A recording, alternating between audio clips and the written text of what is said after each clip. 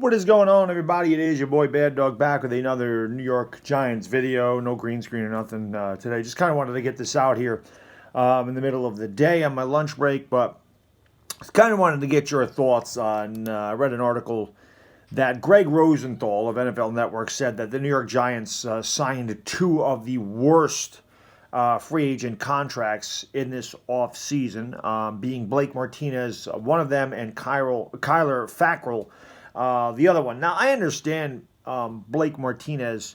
A lot of Giants fans are unhappy about that. This guy's coverage skills are not the best. There's no doubt about that. He is a good run tackler, but he's lazy in some tackling. And I understand. It's a middle of the road.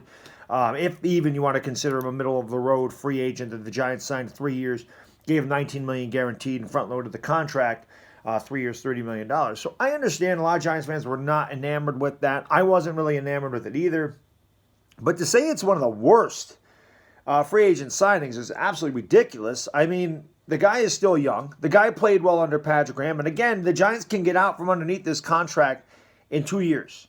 So I don't understand how this is a terrible contract. Now, if they gave him a 5-year deal and gave him $60 million and backloaded the contract, then yeah, that would be a terrible deal.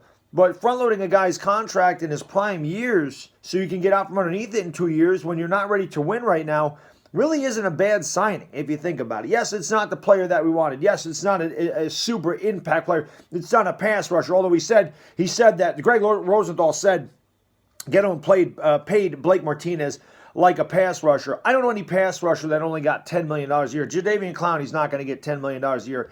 Dante Fowler got a lot more than $10 million a year. Maybe Markus Golden will get that $10 million a year thing, but I'm not saying, I don't think that's paying a guy as a pass rusher, the $30 million for 3 years. I didn't understand that at all. And then Kyler Fackrell, a 1-year deal for $4.6 million. How in the hell is that a bad signing? How is that one of the worst free agent signings out there? The Giants did a similar thing with Markus Golden last year. He came in here, he led our team in sacks. Again, Kyler Fackrell had a nice season under Patrick Graham. How the hell is that a bad contract? How is that one of the worst free agent signing contracts in the NFL? 1 year, $4.6 million. That makes absolutely no sense. Sometimes I even wonder how these guys have a job if they can come out and spew such trash. I mean, 1 year, $4.6 million. That's one of the worst free agents. We didn't give him 4 years, $48 million. It's a 1 year prove-it deal. How is that a bad deal? Where do these guys come up with this stuff? Seriously, man, I don't understand how some of these analysts come out with some of the things they do. How is a 1 year deal a bad contract? In any facet of any sport. It makes no sense. I mean, so he comes in here for a year and then he's done. Or he really performs and the Giants want to extend him. It's another young guy. The guy's not 32 years old. If you're going out there and you're signing 30-year-old guys and you're paying them $20 million a year and giving them 5 years, and backloading the contract, that's terrible. That's not a good contract. I understand that. But to sit here and say that Blake Martinez and Kyler Fackrell were two of the worst free agent signings in the offseason really makes little sense to me. Now, one thing Rosenthal does say in this article, and I completely and wholeheartedly agree with him on this point, the Giants went out and got these linebackers because they don't know how to draft or develop a linebacker.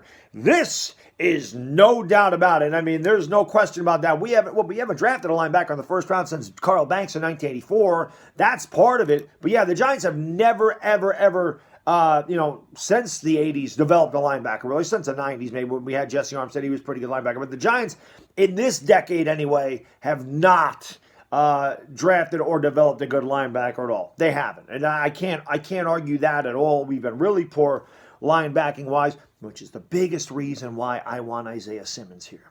If we miss on Isaiah Simmons, if they can't develop an Isaiah Simmons, then Giants ownership needs to go. Giants ownership may need to go anyway, but not because of these two contracts that Gregg Rosenthal said are two of the worst signings on the free agent market. That one baffled me. I didn't understand that. Yeah, like I said, Blake Martinez, okay. I get that some guys are cold in the signing. Completely understand that. Don't really see anybody saying, what a great move by the Giants. But certainly not one of the worst free agent signings out there. And to say that giving a guy $4.6 million for 1 year is one of the worst contracts signed in the offseason makes absolutely no sense to me.